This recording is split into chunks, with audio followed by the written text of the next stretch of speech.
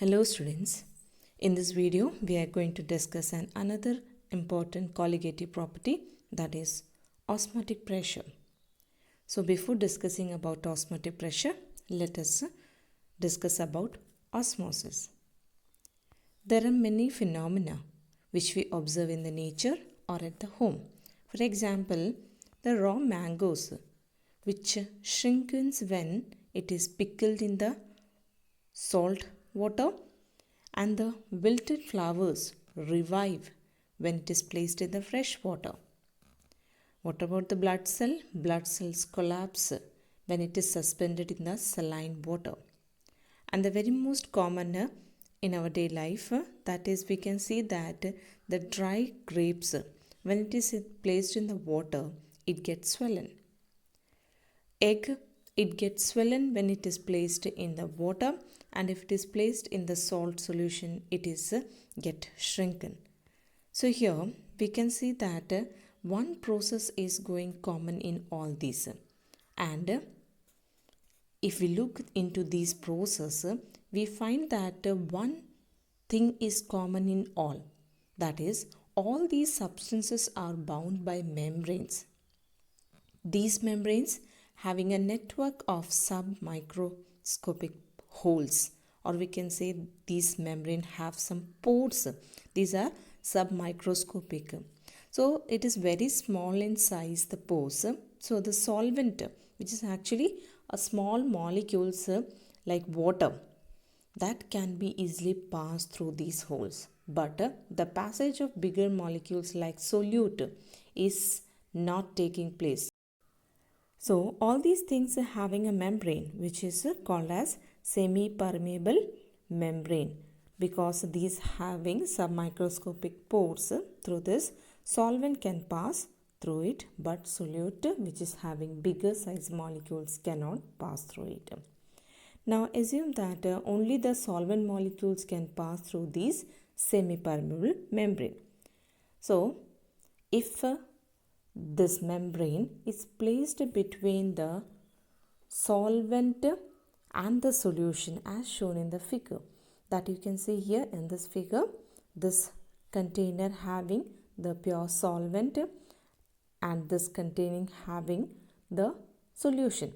That means here you can see the solute particles which is shown here bigger in size, and the blue color is showing that is actually the solvent particles. So bigger size solute particles are there, and this is the semi-permeable membrane.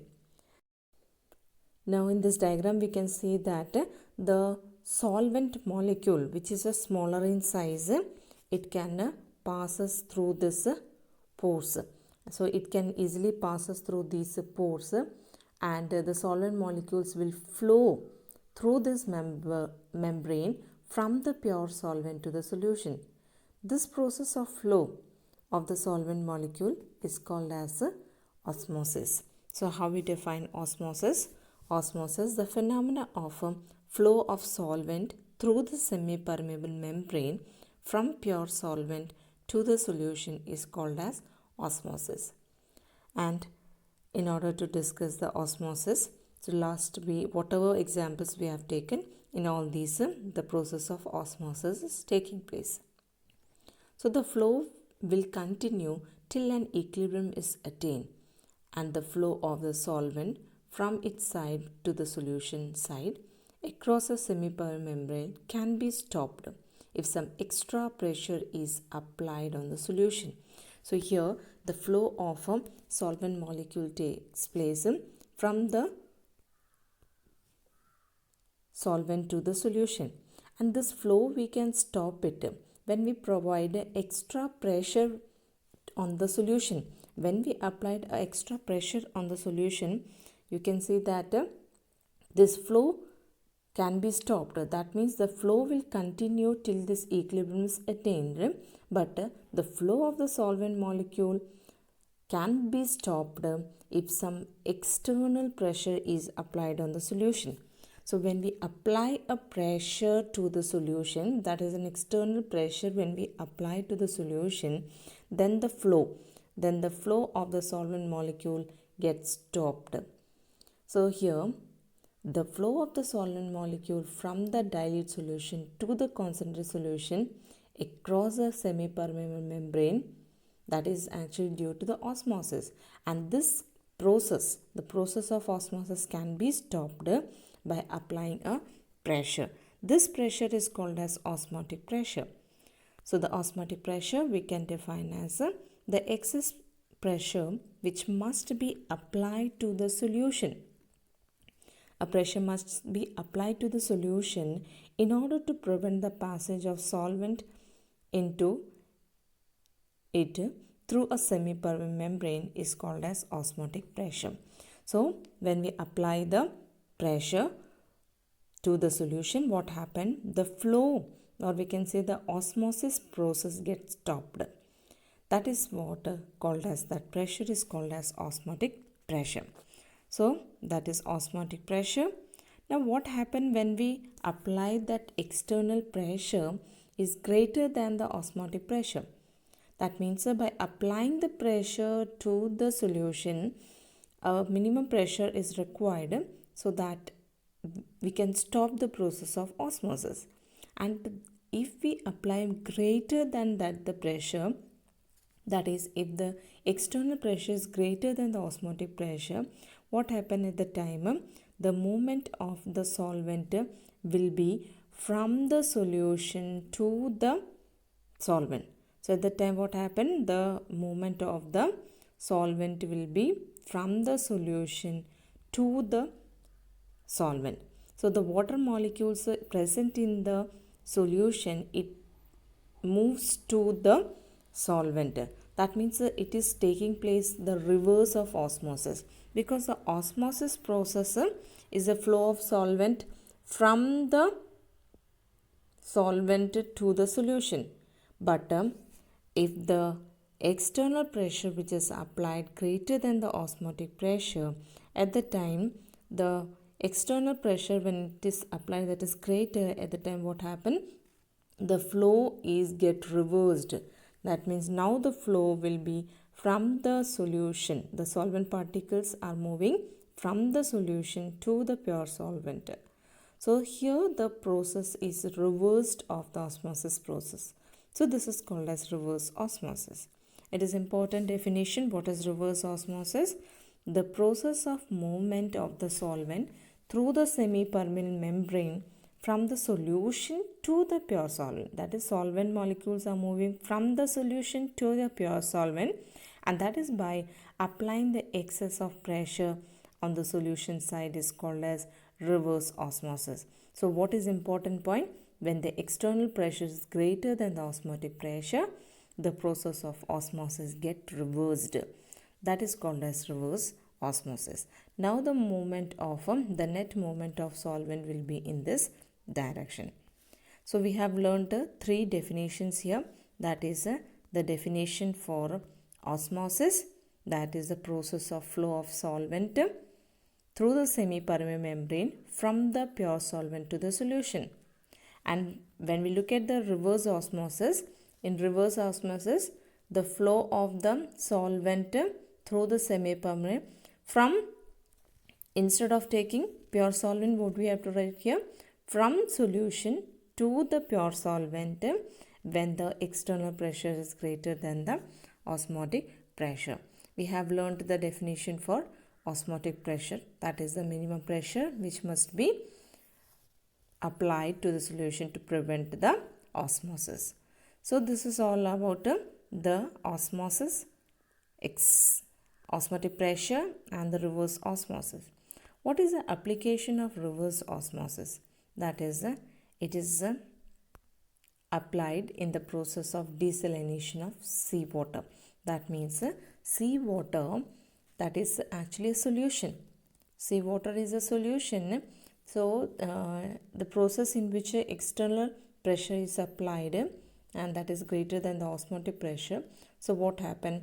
Whatever the water content is present in the seawater, that can be taken separately as a fresh water.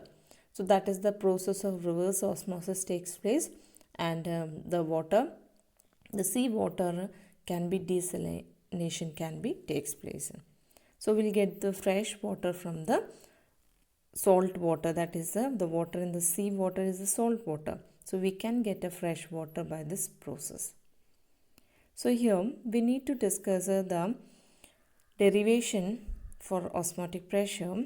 So osmotic pressure is directly proportional to the molarity of the solution at a given temperature. Look at here in the relative lowering, in the case of elevation in boiling point and depression in freezing point, that is actually directly proportional to molality. But here the osmotic pressure is directly proportional to molarity. Here it is molarity is taken. So pi is the osmotic pressure.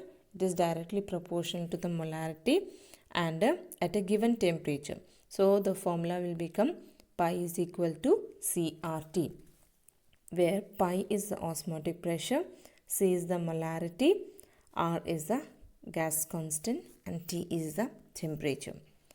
Now here, because we know that C is the molarity, what is the formula? Number of moles of solute dissolved in 1 liter of solution, that is V is the volume of the solution.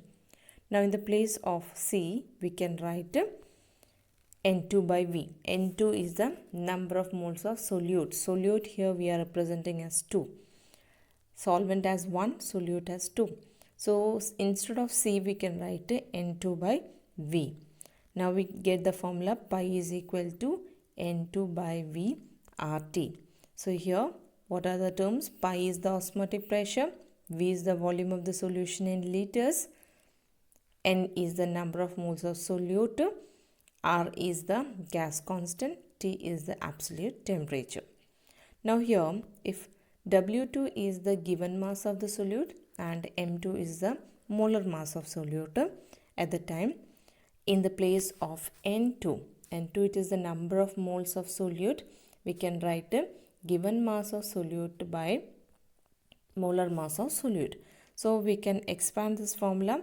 At the time we get the formula pi V is equal to W2 RT by M2. Now this is the formula we got, and from this we can find out the molar mass. So we get the formula molar mass of solute is equal to W2 RT by pi V. Measurement of osmotic pressure is widely used to determine the molar mass of proteins, polymers and other macromolecules. Now what is the reason why this method is most widely used for determining the molar mass of the macromolecules like proteins, polymers, because these all are biomolecules, and the reason for this is because the osmotic pressure measured at room temperature, and we know that the biomolecules get unstable at higher temperature. So if we use the method relative lowering of vapor pressure, boiling point, that is elevation boiling point method, so in that all case the process is not taking place at room temperature, but the osmotic pressure determination, that process is taking place in the room temperature.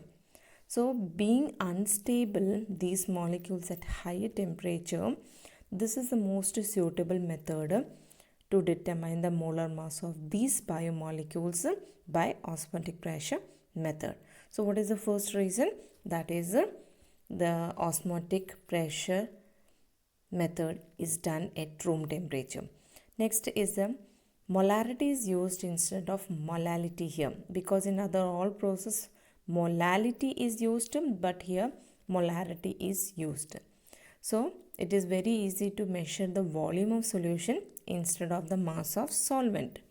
Next, the magnitude is large even for very dilute solutions also. So that is, these 3 points are responsible for saying that the osmotic pressure method is widely used to determine the molar mass of macromolecules, and that is usually the biomolecules. So it is one of the important question. It is asked in the board examination once, that why this method is most widely used for determining the molar mass of these. So you have to write these 3 points. Next, we have to discuss the types of solution on the basis of osmotic pressure, that is isotonic solution. Isotonic solution, we can say that the solution having same osmotic pressure are called as isotonic. So if two solutions are there, solution 1 and solution 2, these two solutions can be called as isotonic if the osmotic pressure of these two are same. If they having same osmotic pressure, then it is called as isotonic. Or we can also say these solutions are isotonic if they are equimolar concentration at the same temperature. That means at the same temperature, both the solution, that is solution 1 and solution 2, both are equimolar concentration. That means they have same concentration. So in that case, we can say that these solutions which have same osmotic pressure, or we can say that they having equimolar concentration at the same temperature, are called as isotonic. The other two solutions are hypotonic and hypertonic. A solution having less osmotic pressure than the other is called as hypotonic. So if have a solution 1 and solution 2, if the solution 1 is having less osmotic pressure in compared to other, so we can say that this solution which having lesser osmotic pressure in compared to the other solution, so the solution is hypotonic, or we can say that this solution is less concentrated with respect to the other. So we can say a solution to be hypotonic in compared to the other solution if it is have less osmotic pressure, or we can say that it have a less concentrated solution, then it is called as hypotonic. The next one is hypertonic. Hypertonic, the solution 1 and 2 solution. A solution is said to be hypertonic if it is have more osmotic pressure in compared to the other. So when you compare 1 and 2, if the one have a greater osmotic pressure than the other, then it is called as hypertonic solution. So here the one is called as hypertonic, and it will be more concentrated. So as I told you, solution 1 and solution 2, so these two are isotonic if they have a same osmotic pressure, same concentration, that is equimolar concentration. But if I rub this one, if it is having a greater osmotic pressure, if one have greater osmotic pressure, then the one solution is called as hypertonic, and this one have lower, so it is hypotonic solution. So the solution can be called as hypertonic and hypotonic on the basis of osmotic pressure and on the basis of its concentration. So these are solution that is hypertonic, isotonic and hypotonic that can be explained when RBC, when the RBC, that is red blood corpuscles, when it is placed in the highly concentrated salt solution, it gets shrinks. That is in the hypertonic solution. If RBC is kept in the hypertonic, that is more concentrated solution, so at the time what happened, the RBC gets shrink, because whatever the water content is present in the RBC, it get removed out, because the in compared to the hypertonic solution, it have more water content in the RBC, so it will get removed. But in the case of isotonic solution, what happen, there will be equal transfer of water, that is from the solution to the RBC and from the RBC to the solution. But if the RBC is kept in the hypotonic solution, that means less concentrated solution, so at the time what happen, the solvent molecules or the water molecules will get into the RBC. So what happened, the RBC gets swell. So here the three process it is explained that in the first process, when it is kept in the hypertonic solution, the water molecules from the RBC, it moves out. So what happened? It gets shrink. And in the isotonic solution, both there is equal transfer of water, that is from the solution to the RBC and from RBC to the solution.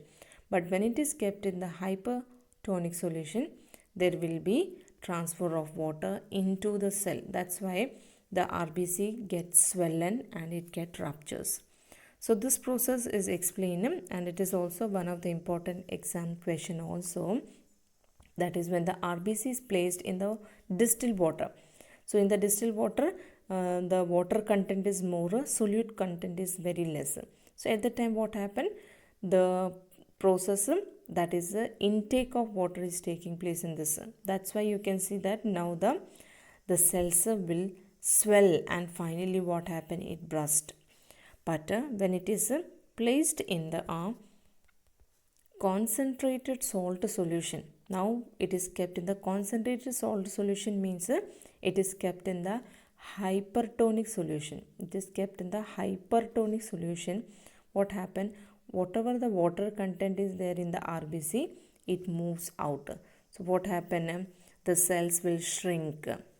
So here this is very important, because the 1 mark question can be asked here on the basis of this concept. So here it can be also explained through this rains, because raisins, because when dry raisins, when it is kept in the water overnight, what we can see that it swells up. It swells up means here the water is getting into the raisins, so that's why it gets swells up. But if we keep a fresh grape in a salt solution, what we can see that it shrinks. So in this case, what happened? The water from the grapes, it moves out, but here the water is get into the grapes. So here the grapes get swollen, and here the grapes get shrink. So here two processes taking place. Here the solvent molecule is getting into this, that is endosmosis, and here the solvent molecules is coming out of the cell, that is exosmosis. So here we can say that endosmosis is taking place, and here exosmosis is taking place. So what is endosmosis? The process in which the solvent molecules will get into the cell, that is endo. It is getting into the cell, that's why it will get swell up. But when the water molecule present in the cell, when it is comes out, that is called as exosmosis. Exo means outer. So the water is coming outer of the cell, that is exosmosis. Endo means inner. So when it is getting into this, then it is called as endosmosis. That is what we can see in the case of egg also. This is the normal size egg. When the egg is placed in the water, so endosmosis takes place. That means the water is getting into this. So what happened? It will swell up. But when the egg is placed in the salt solution, so what happened? Water content from the egg, it moves out. So here what is taking place? Here endo is taking place, and here exo is taking place. That is endosmosis here, exosmosis here. That is what we can see in the case of raisins, that is dry grapes. It gets swell when it is kept in the water. So which process is taking place here? Endosmosis is taking place, and that's why the grapes, the dry grapes, get swell up when it is kept in the water. So this is very common in our day-to-day life. So this is all about this video. Have a nice day.